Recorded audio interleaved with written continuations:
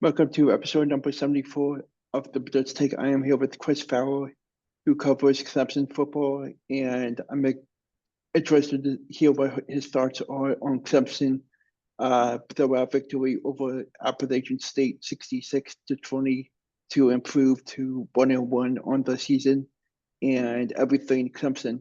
So welcome. Thanks, man. Thanks for having me. Yeah, I'm happy to blabber about Clemson. I do it way too much already, so we'll keep it going here. Over your thoughts on Klubnik's performance this past Saturday. Oh my gosh. Well, historic, first of all. I think they had their most yards in a first half or in any half, first or second half ever in Clemson football history. He had the highest quarterback efficiency rating ever by a Clemson quarterback in a game. If you think about the guys who've come through that program at that position just in the last, like, I don't know, 15 years or so between Deshaun Watson and Trevor Lawrence and Hodge Boyd, guys like that. The fact that Kate Klubnik is now at the top of that list in any type of metric, quarterback-wise, is pretty impressive. So he was lights out. He was totally lights out. Everything came together, scheme, blocking, offensive line did a great job, but he did not put the ball in harm's way. He nailed so many deep balls, probably more in that game than he did all of last year. I mean, even statistically, I think if you were to look at some of the number of deep shots and the success percentage and all that stuff, like this was his best game in every metric by far. He had something like 3 or 4 games last year where he was at or right around or maybe just above 100 passing yards. He might have had like 4 games of I don't know, like 140 or fewer passing yards, something like that. Against Georgia, he had something like 142. And to get to whatever he had, like 350 or so in like 42 snaps in one half. And then the 7 total touchdowns, 2 on the ground, all that stuff. It was ridiculous. I mean, it's kind of what they thought he could be coming out of high school. Remember, this was the #1 quarterback in his class and the Elite 11 MVP and all this stuff. But we have really never seen that come together for him all together at once. Maybe a little bit in that ACC championship game against UNC 2 years ago. But since he's become a full-time starter, like this was Kate Klubnik at his best. And again, it's App State. It's not Georgia. It's not a CFP national championship contender. But it's a good group of 5 team, one of the best group of 5 teams in the country. And he made them look like a D2 team in the secondary. So by far the best game I've seen him play by a mile. What were your thoughts on Brian Westcott Jr. and TJ Moore and how they have been unbelievable in that game?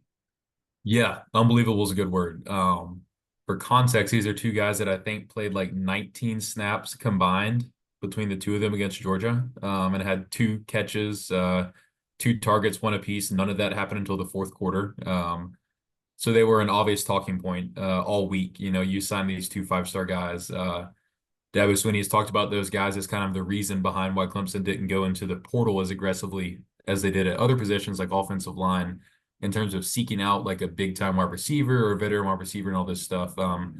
They offer something like 3 or 4 or 5 scholarship offensive linemen out of the portal. They didn't get any of them, but they went really hard at that position. At receiver, he essentially, his messaging on that was, hey, we don't need to get a transfer guy because we like who we have coming back. On top of that, we've got these 2 studs coming in from high school. And then to play those guys like, I don't know, a combined 15-20% of the game against a really good team, people were like rightfully ticked off about that.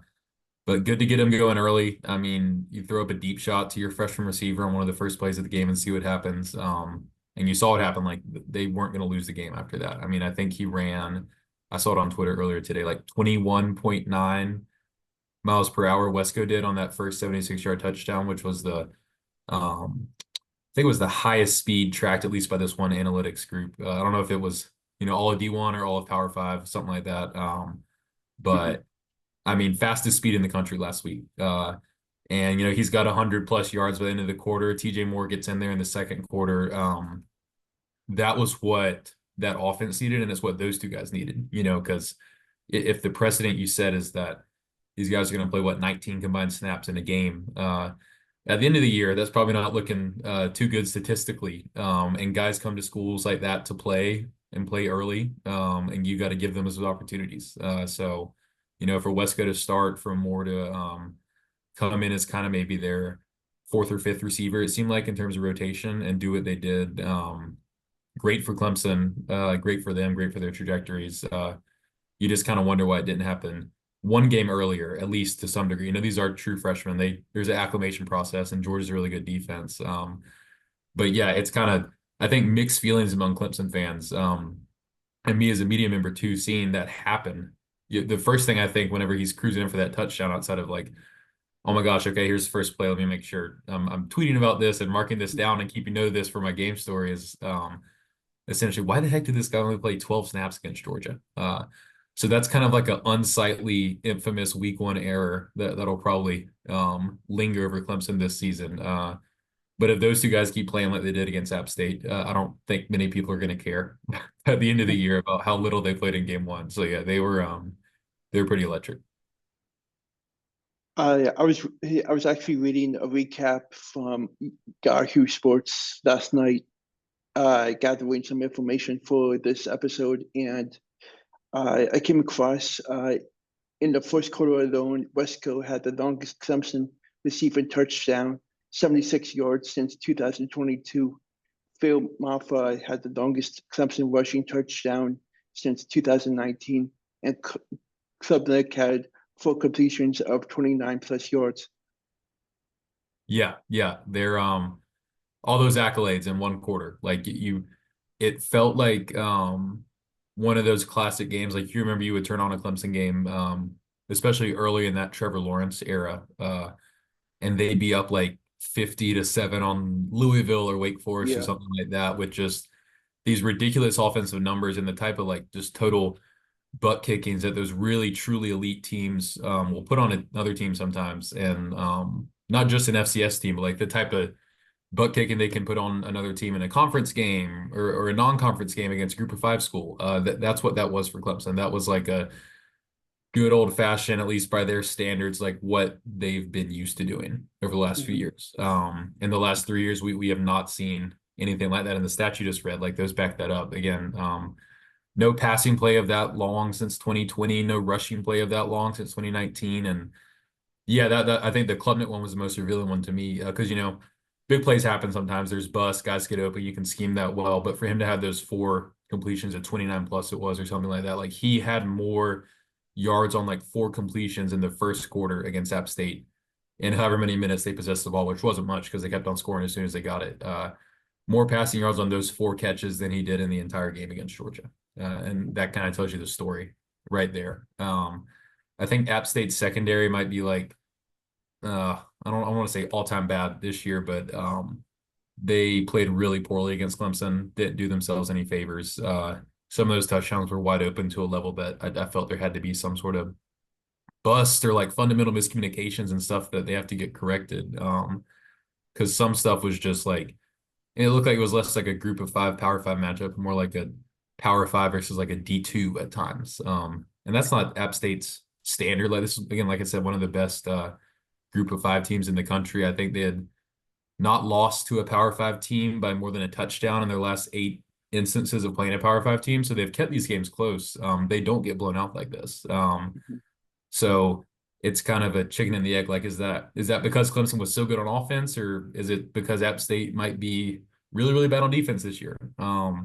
I think it's somewhere in the middle, and probably leaning more towards what this Clemson offense can be if it executes correctly and stays consistent. But I think the fact that it was a group of 5 school, even though it was App State, which is one of the better ones out there, kind of adds like a little wrinkle to stuff. Like, I'd like to see this consistency carry over to some ACC games before declaring this to be the best Clemson offense since 2019 or 2020. But from week to week, week 1 to week 2, like, they have changed their narrative drastically. So credit to them for doing that. I know that Clemson had their first test of the season against Georgia during week 1. The next mediocre test is against NC State on the 21st What are your thoughts about going into that one?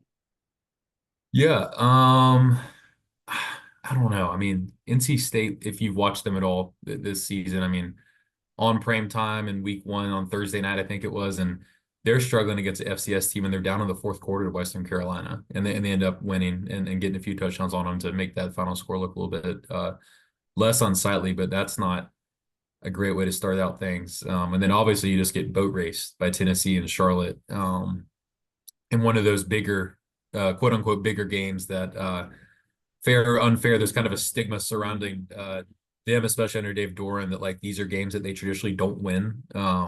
They've had a lot of opportunities against teams like Clemson included, where they have not won like in really key critical moments. Like in 2021, it happened. They beat Clemson and they lose to Wake Forest. They don't even make it to the ACC title game. Nobody saw that coming. And then last year they had that awesome, I think what they finished 9-4 last year. But that comes with like some early untimely losses that kind of knock you out of the title race before you even get started. So I think it'll be interesting. I think KC Concepcion, their kind of receiver, running back guy from around the Charlotte area. I watched him in high school a few times. He's dynamic as they come. He cut up Clemson last year, had a super long rushing touchdown against them, I think. And NC State has had Clemson's number. You know, they're 2-1 against Clemson in those teams' last three meetings, which is something that I don't think many other schools besides like Alabama or Georgia can say about winning two against Clemson in kind of this run they've had in your last three meetings. But both of those were in Raleigh. That Clemson has beaten NC State, I think, 9 times in a row now when they play in Death Valley Memorial Stadium. State hasn't won there since 2002 when Phillip Rivers was their starting quarterback. So I do try to follow trends in history and things like that. So, I imagine Clemson to be favored. That's not a big surprise. By how much, I don't know. Probably something like in the, I don't know, 8 or 9 or 10 point range for that one. Probably about a little bit more than a touchdown. And I think that's probably about fair. State's tough, gritty team. I think their transfer quarterback McCall is pretty good. Seen a good bit of him, just kept up with him because he's at Coastal Carolina, obviously, in the state of South Carolina, or used to be. So saw a lot of his stuff too. And they have a good offense. The defense always seems to have a few veteran guys that are really playing well. But that offense kind of just looked dead against Tennessee. So at the same time, I don't know just how flashy they are. And again, State has really struggled in Clemson. The last time these teams played in Clemson was 2022. I think it was like an AP top 15 matchup at that point. State was ranked something like 14 or 15. Clemson was number 5, number 6. And it was like a sound 15 point, whatever it was, beating. Clemson just took care of business. So against NC State at home, they've traditionally done that. On the road, there's been those struggles recently. But if I had to make a pick on that one right now, I'd imagine Clemson gets it done, just kind of carrying over this momentum from the App State game. But definitely be a little bit closer than a 66-20 trouncing that like we saw last Saturday. What do you think about the ACC as a whole? It's a good question.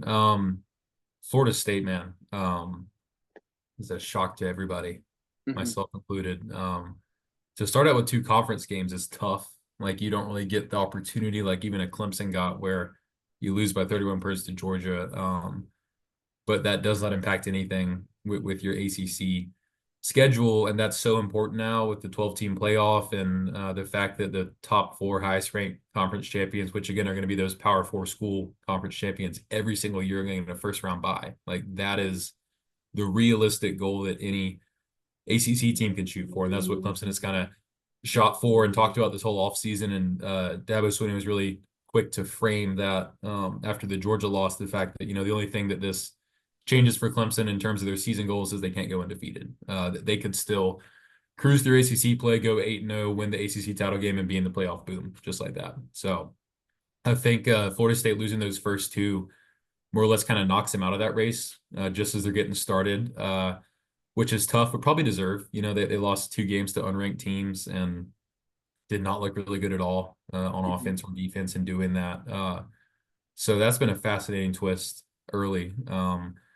And then, NC State at this point, obviously not out of it. They haven't lost a conference game either. The Clemson game will be their opener in conference play too.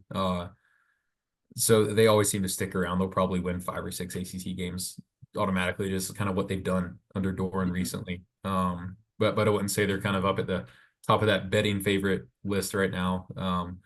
Clemson certainly is, and you got to think about Miami too. I was really impressed with what they did against Florida in that week 1 game and how Cam Ward looked. Miami's been a team that traditionally has been back and then it's not back. That's always like the common refrain about them. But they're good. I think they're the top ACC team in the poll this week, something like number 9, number 10 nationally. So interested to see if they can keep it up. And then Louisville's a good, tough team too. Clemson gets them at home later this year. Louisville, I think, is 19 in the poll that I saw yesterday, the new one for week 3. So that's another good, tough, gritty team. I mean, they were in the title game last year, but kind of had that skid to end things. But yeah, those are some of the teams I'm looking at. I think conference opener for Clemson NC State could definitely set a tone either way for both of them. Obviously, you could lose one ACC game and be fine. I'm not sure if there's a team that'll go undefeated in ACC play this year. I wouldn't imagine Clemson does that unless they just keep on replicating this ridiculous offensive performance that we saw last Saturday every single week, which I think is hard to do. So you can lose that first ACC game and still be fine. But I think that is pretty critical for them if they want to get on that path of being, a 7-1 or 8-0 the ACC and get into that ACC title game first weekend of December and having a chance to kind of be winning in for the playoff, which again they haven't touched since the end of the 2020 season, which feels like a really long time ago, especially by their standards. My last question is, what is your prediction of how the game will go on the 24th? NC State defense, I feel like, is not getting torn up to the level that they got torn up against Tennessee too often. And I would tend to think Clemson's offense will come back down to earth at least a little bit. I do think Clemson will win, just given kind of those trends I laid out and what everybody has seen for a long time now about NC State being unable to win there in Clemson. There was that infamous loss. Gosh, it must have been like 6 or 7 years ago at this point, where NC State got down and had something like a 25, 30-yard field goal that would have beaten a top 5 Clemson team on the road, and kicker shanks it and they lose in overtime. Stuff like that tends to happen when they're down there. It is a noon game. It's not exactly a crazy, crazy night game atmosphere like we saw against App State last week when they played Clemson. But I'll lean Clemson in that one. Maybe Phil Maffa gets a little bit more work. He had that 83-yard touchdown or whatever it was against App State. Looked great on that, but they didn't really need him that much outside of that. They mixed in a lot of their backup running backs. So maybe it's like a true Maffa 20, 25 carries workhorse game. And I'll take Clemson maybe like a like 28-17, something like that, maybe 24-17. I do think they'll eventually pull away.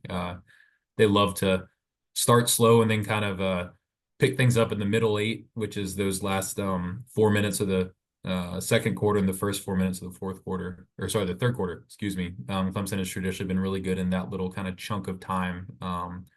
And winning like that chunk of a game has traditionally led to success, according to kind of some of the stats. Clemson keeps and distributes and kind of touting their success in that metric. So yeah, I'll take them to get a little burst right before halftime and right to start things off in the third quarter and start 1-0 in the ACC, but obviously with some interesting games to come. Thanks again for coming on to talk Clemson football, and I'm sure I'll have you back on some point during the season to recap all games. Cool. Yeah, thanks, man. Appreciate it. Thank you.